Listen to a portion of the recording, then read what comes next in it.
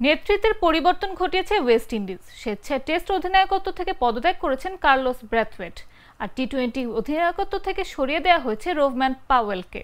4 বছর দায়িত্ব পালন করার পর নিজে থেকে টেস্ট দলের নেতৃত্ব ছাড়ার ঘোষণা দিয়েছেন Brathwaite. West Indies cricket board নিশ্চিত করেছে এ খবর। সিডব্লিউআই জানিয়েছে, আগে অধিনায়কত্ব ছাড়ার ইঙ্গিত দিয়েছিলেন ব্র্যাথওয়েট। ব্র্যাথওয়েটের অধিনায়কত্ব ছাড়ার বিষয়ে সিডব্লিউআই বিবৃতিতে লিখেছে, আনুষ্ঠানিকভাবে টেস্ট অধিনায়কত্ব থেকে ছেড়েছেন ব্র্যাথওয়েট। বছরের শুরুতে নেতৃত্ব ছাড়ার ইঙ্গিত দিয়ে রাখে সে।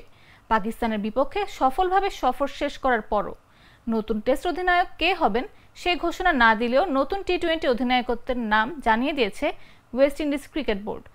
শাই হোপি এ দায়িত্ব পালন করবেন এখন থেকে।